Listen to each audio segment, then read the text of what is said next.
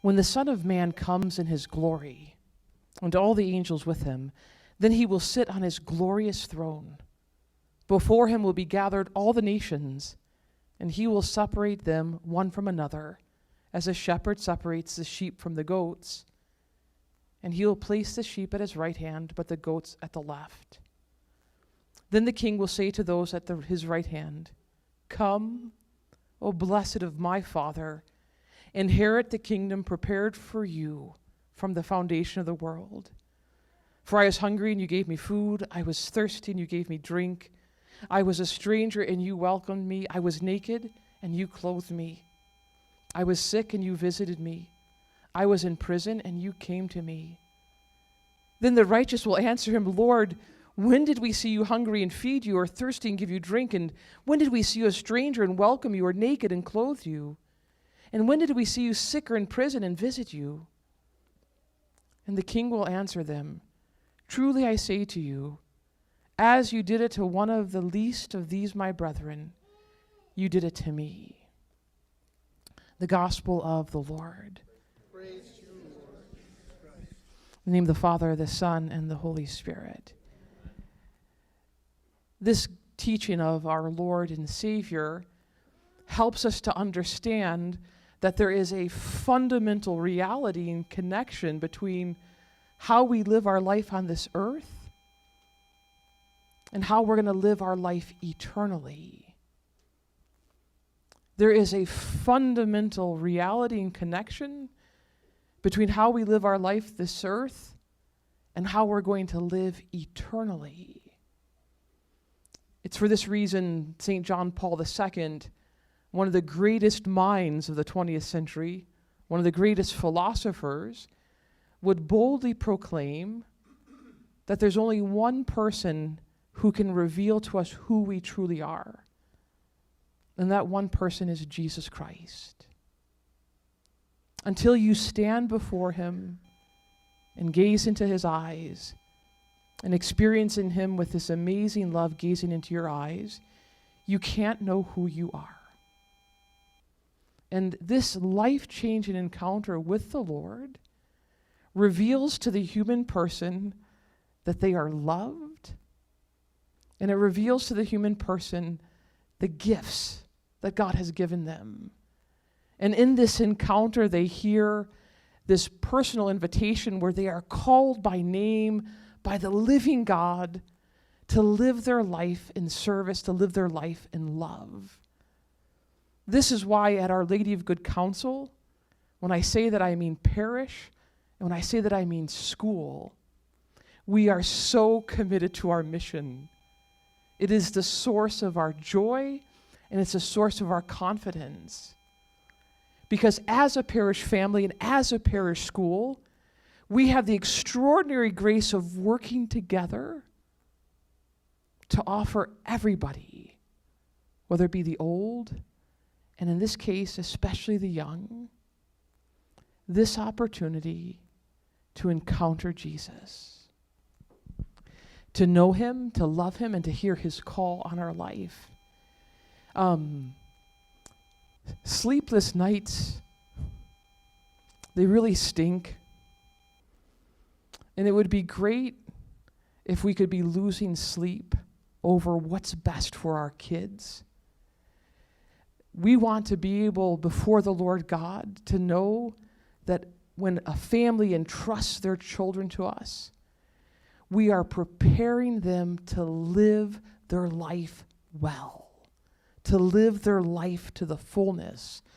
The last thing I want to say is I'm going to hand it back over to Mrs. Hunt, because as she says, we do want to respect people's time, is in my conversations with Mrs. Hunt, in my relationship with her, I have this amazing confidence that she is one of the most competent leaders when it comes to overseeing the academic formation of our children. I'm so confident in her vision, in her formation, in her passion, and in her love, that as we work together as a family, as a parish family, working together, you can be confident that your children are going to receive the best formation they could possibly receive on absolutely every level.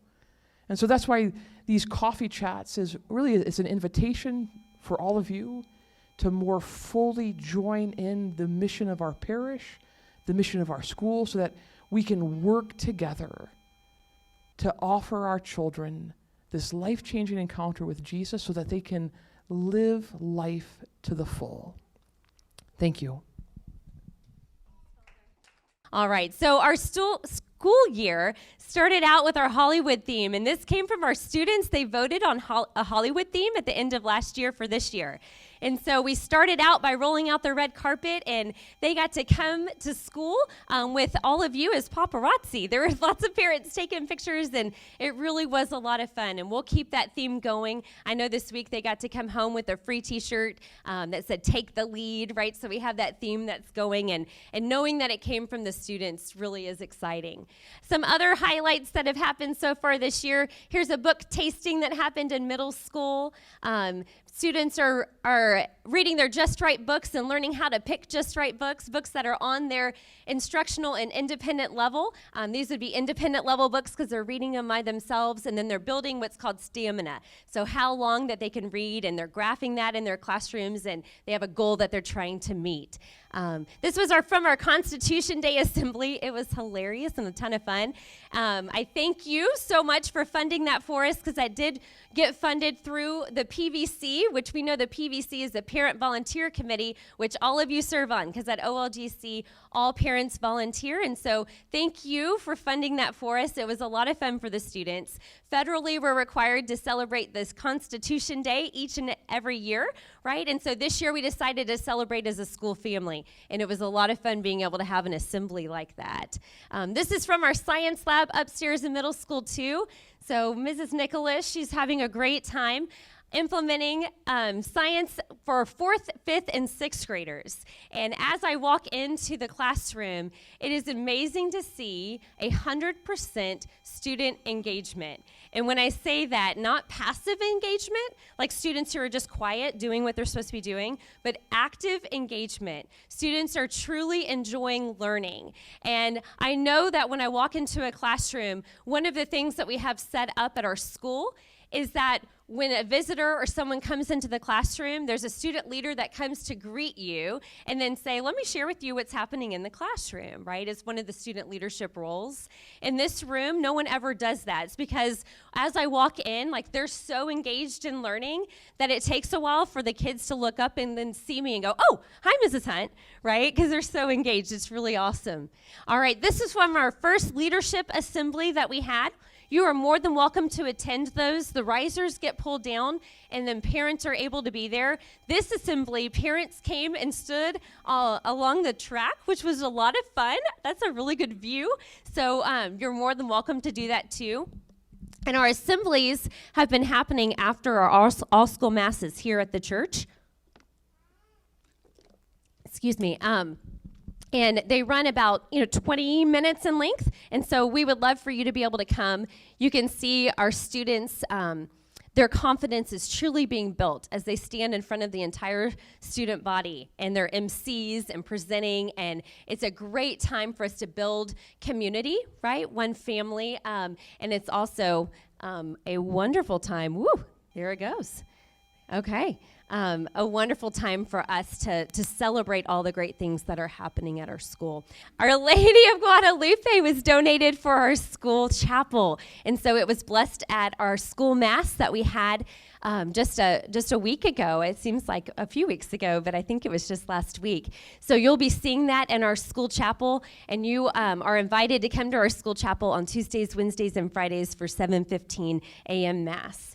And then this just happened in this room, actually, this past weekend. Our 8th grade girls got to come on retreat, and it was a beautiful opportunity for them to encounter Jesus.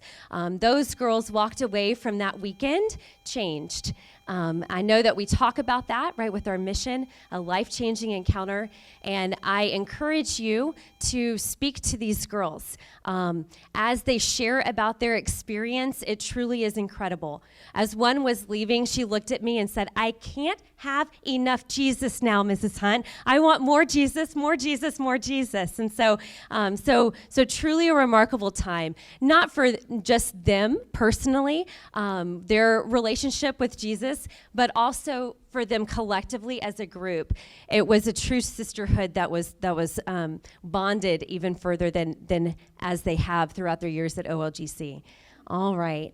And then this is our incredible staff. So I put our picture up there. It makes me smile really big because God has done an incredible thing in bringing us all together this year. We have many new faces, and so in just a minute, I'm going to allow you to see some of the new faces that have come on board for our team. And when I say come on board, they were truly called to be a part of our school mission.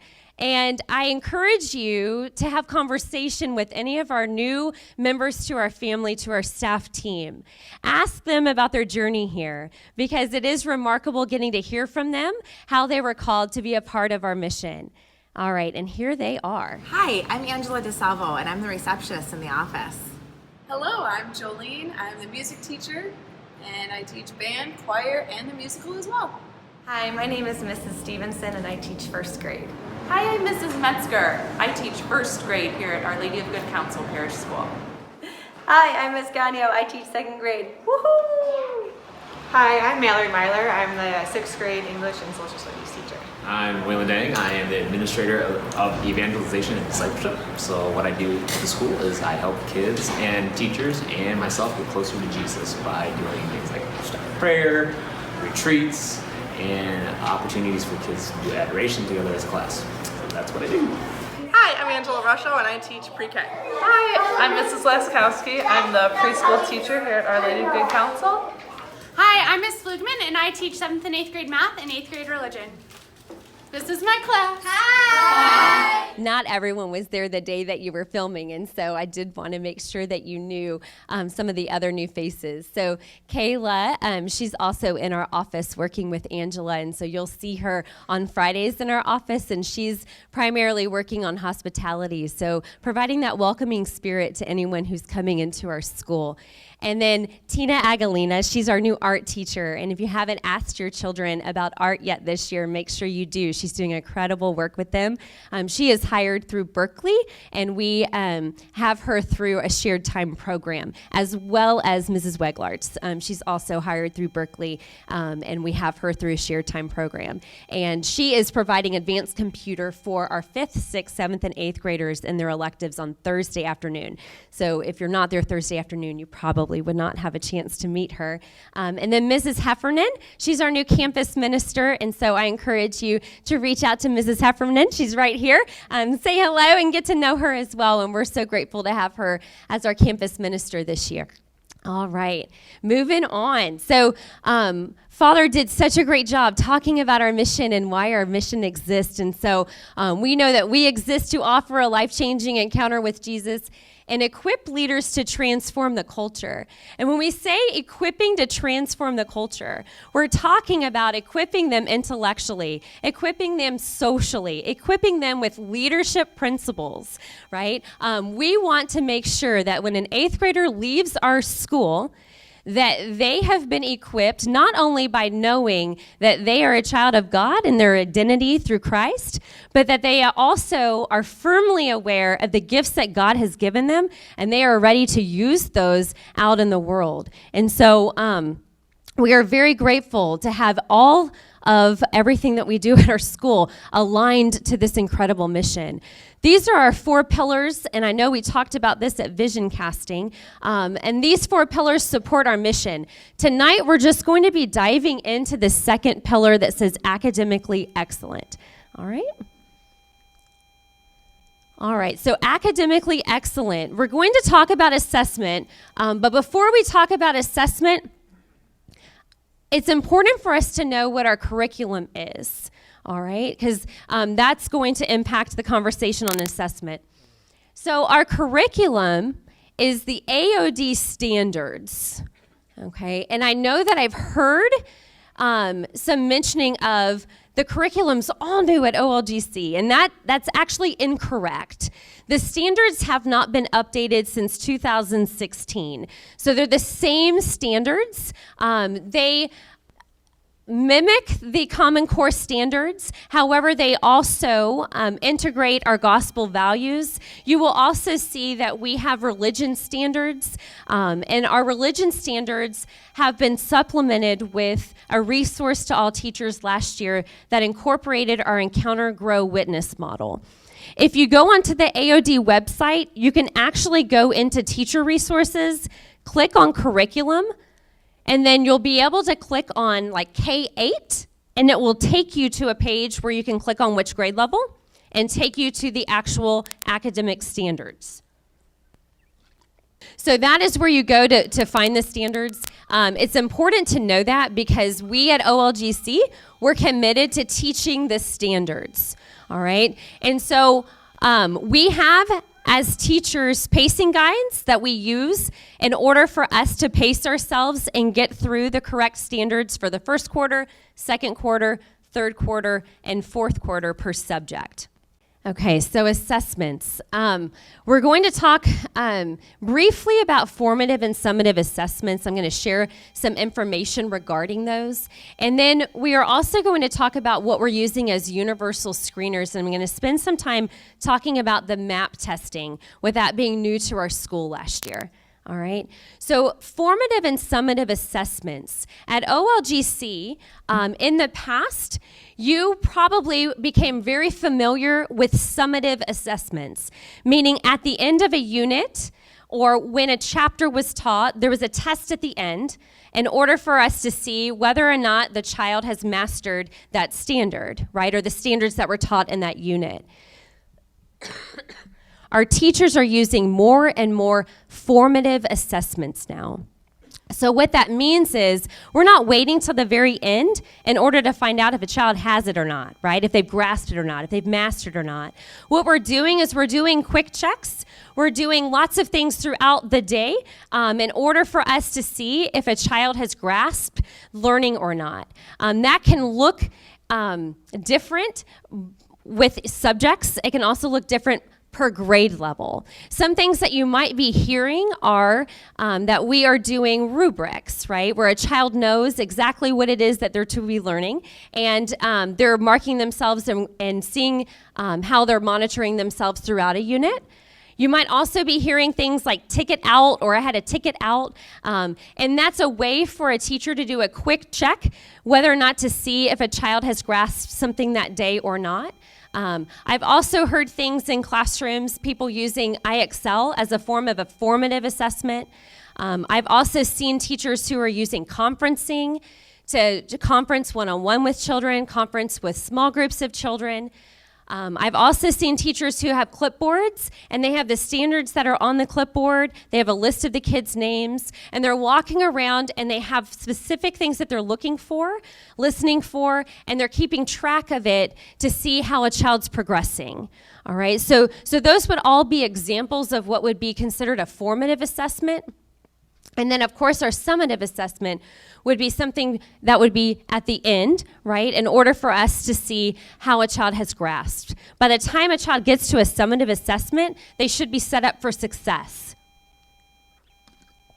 And I say that because we're not waiting to the end now, right, to see if a child has grasped or not grasped. And so we're able to provide instruction ongoing and be able to assist students, whether or not we're challenging them because we see that they've already mastered, or whether or not there's some gaps in learning and we're in need of filling in some gaps of learning in order for them to grasp a standard or concept.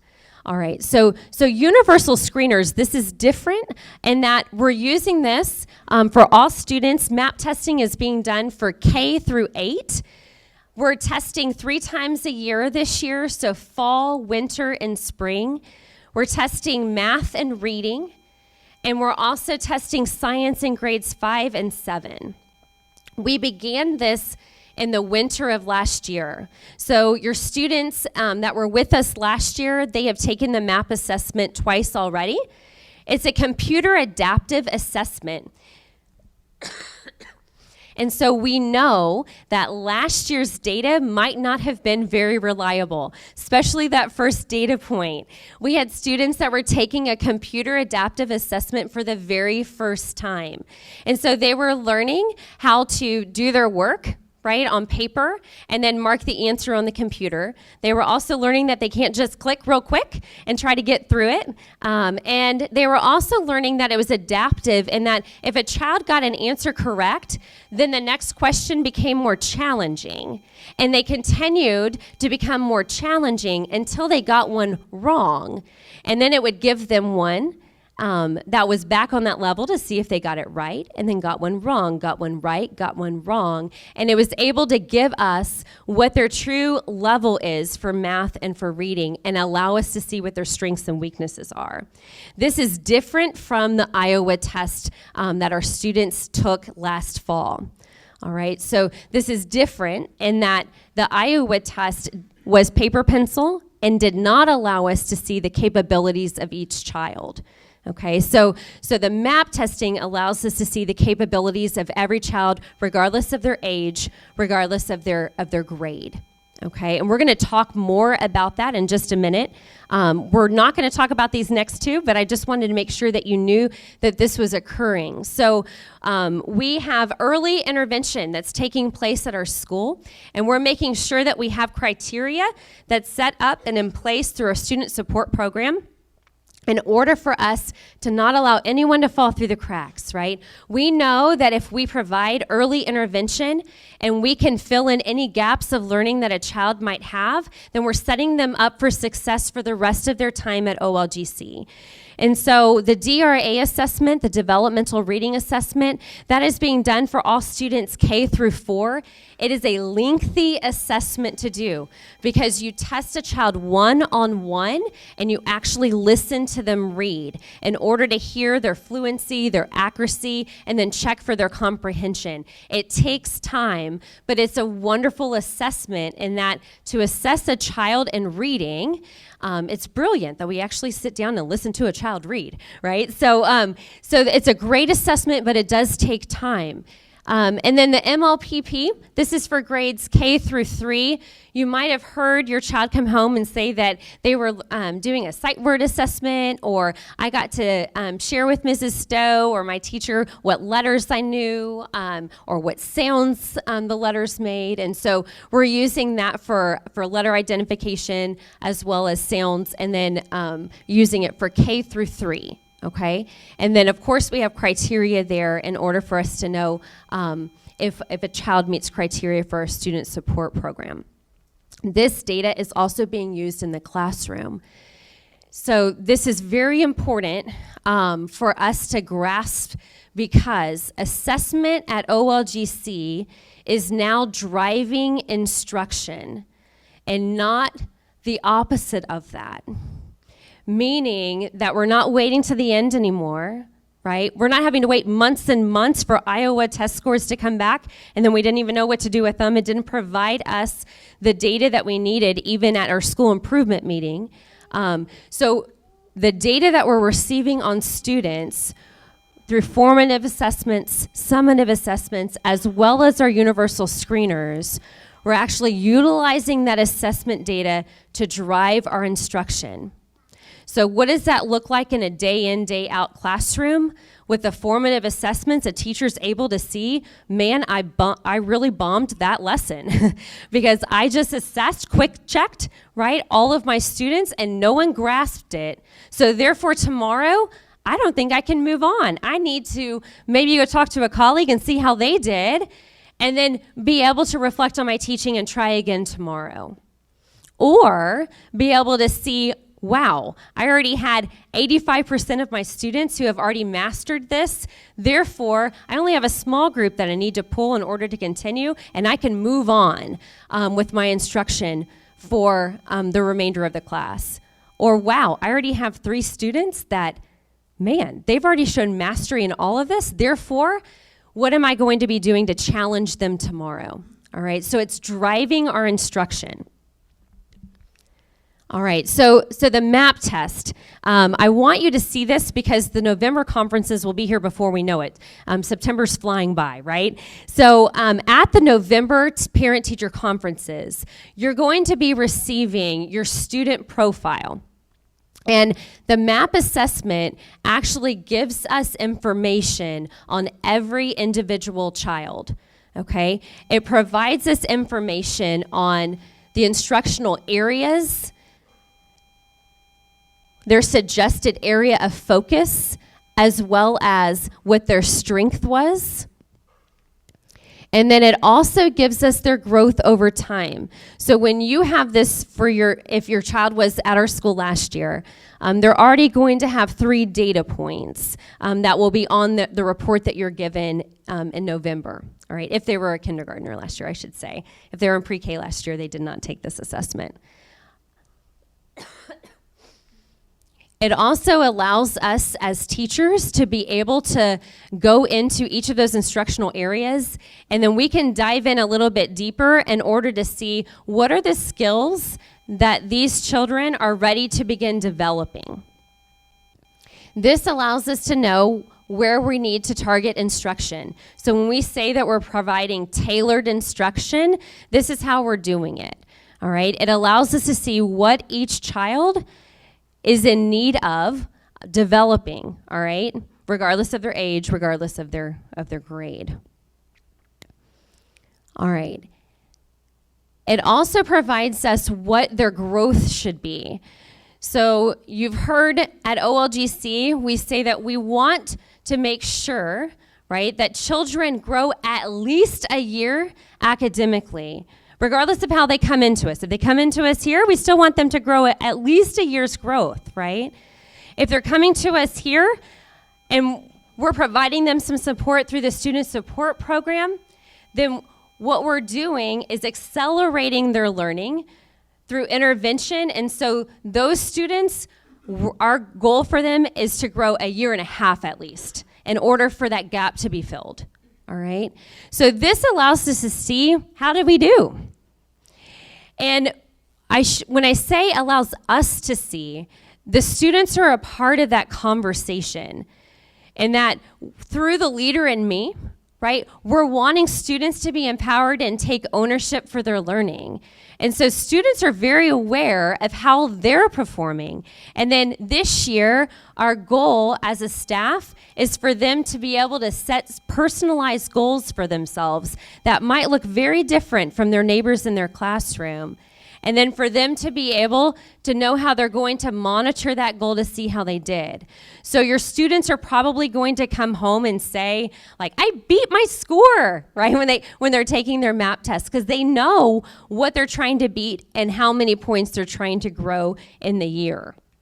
So this shows for this particular child, the growth target, right, was 5 points for the year. That would have been the goal for this child. One piece that I forgot to mention is how this came to be. I know I did allude to the fact that the Iowa didn't provide us the data that we needed in order to set goals. So that actually started with our differentiation action team last year, and then it came to our school improvement team. And it just so happened that at that time, in the fall of last year, we were getting word from the AOD that they were doing away with the Iowa testing and moving towards a computer adaptive assessment.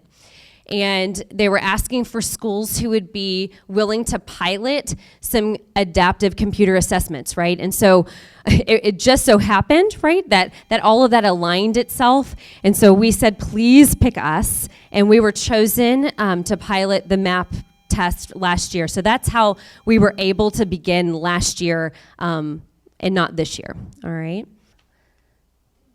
All right, so now we're going to talk a little bit more about what's now happening in classrooms. And so knowing the standards that are being taught, knowing the assessment and how that looks different at our school is truly driving some instructional changes in the classroom, right?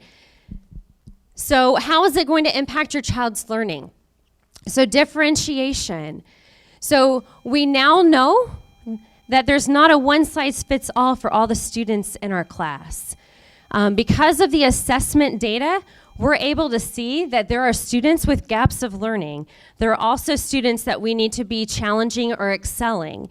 And so we now know that instead of teaching here, we need to be teaching here. So how does that happen? So our first strategy that we're working on as a staff to implement is small group instruction. So last year, we funded tables for each classroom. So thank you. That was the success of the Fall Bash, right? We funded those small group tables for each classroom. It's like a horseshoe type table where a teacher is able to sit with a small group of students. And so, so small group instruction is where that's taking place. That small group can be one-on-one. It can also be with an actual small group of kids.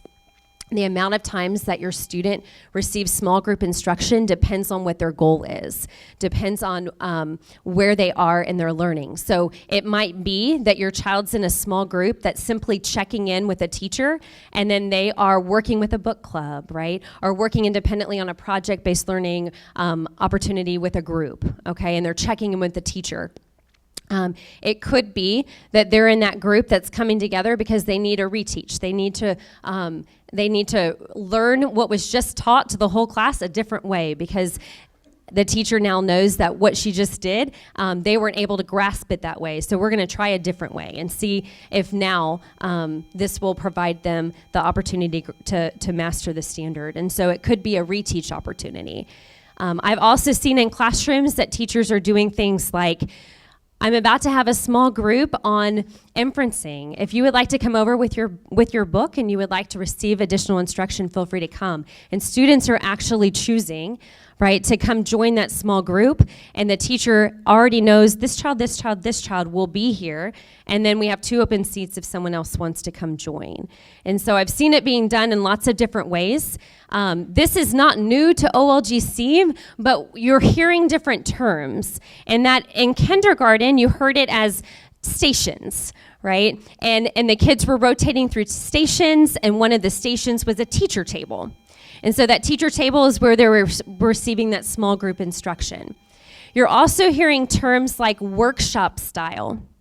That workshop style, all what that is the teacher being able to provide some direct instruction and then releasing students to do some work independently. And during the time that they're released to do work independently, that provides the teacher time to then be able to pull a small group or do some conferencing and walking around to see how students are doing.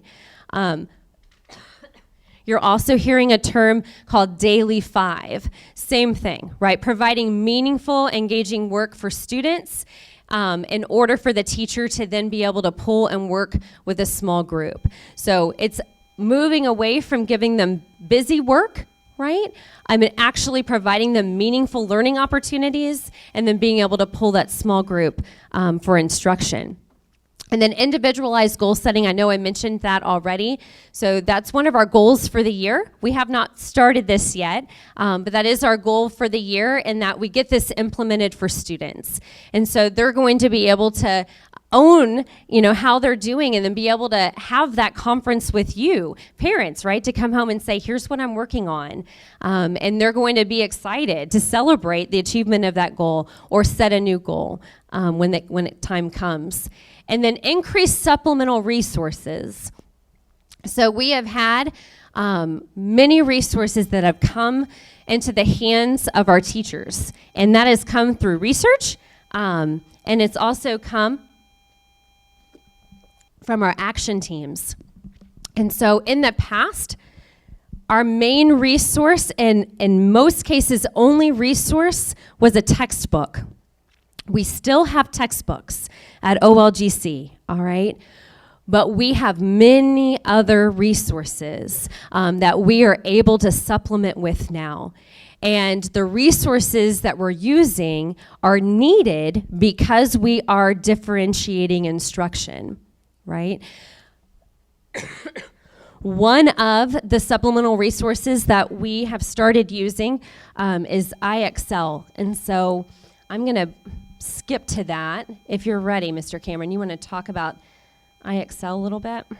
No, thank you. Hi, everybody. I know I'm not wearing my yellow shirt. I assure you I really am a staff member here.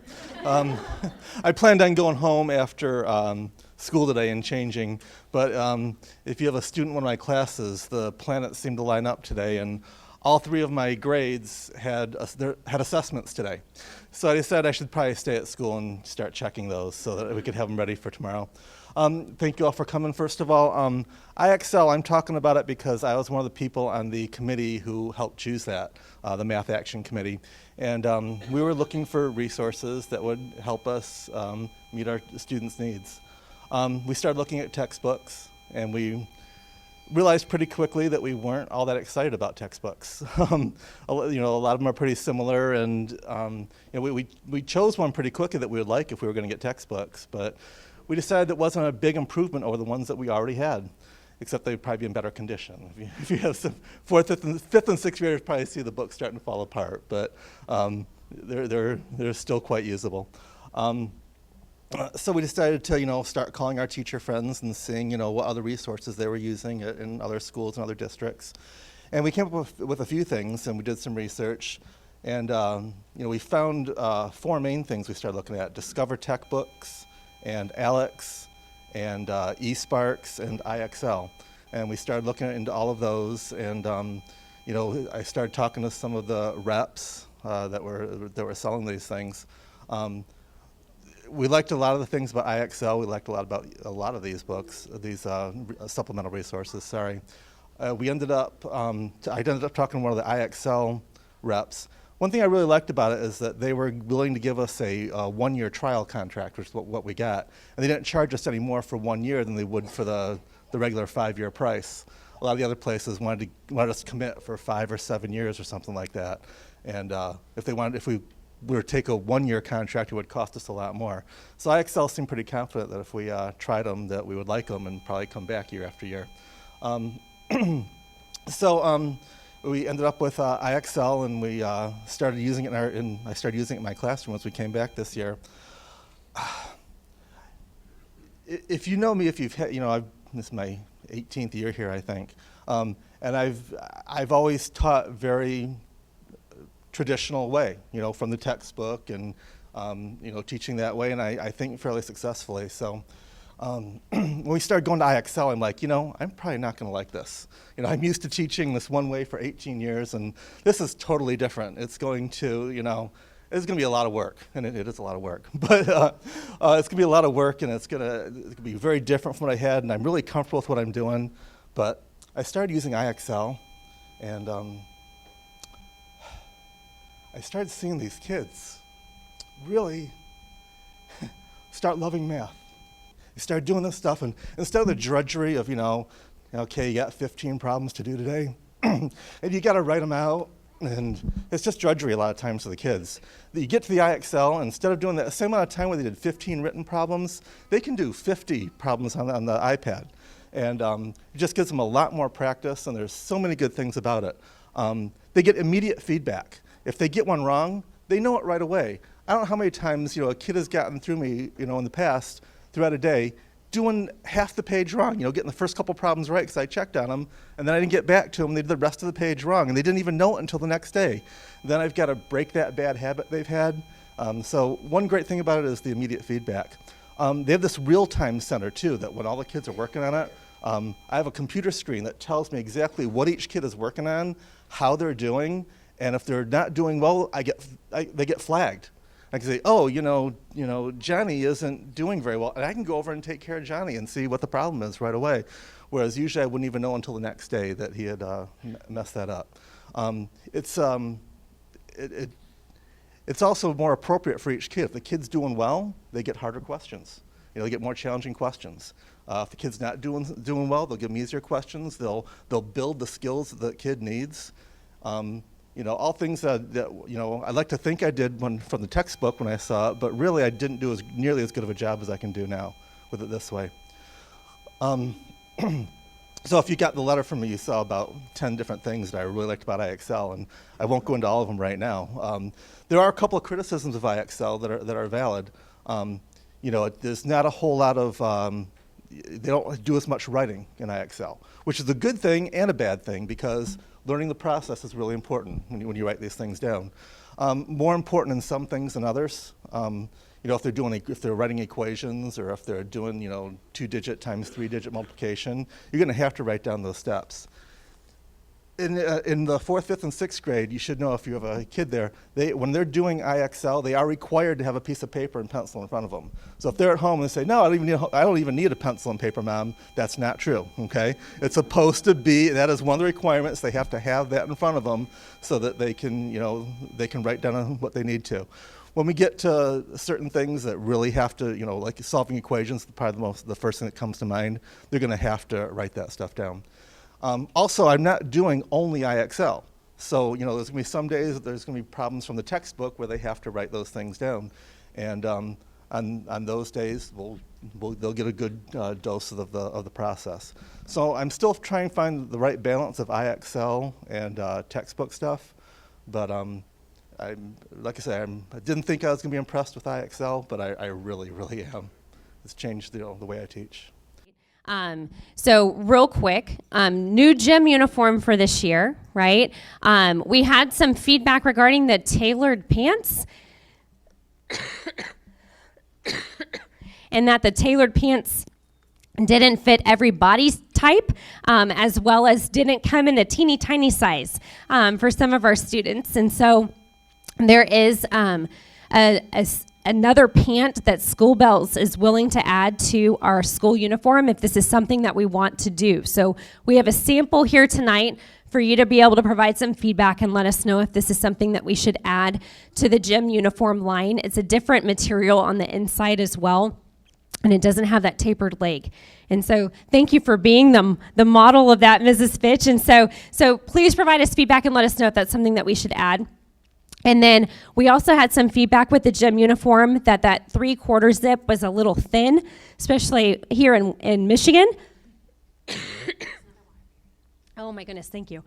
And so this is a fleece option that we could add that would be more like an outerwear for our gym uniform. And then of course kids could wear that as a jacket, right, to and from school.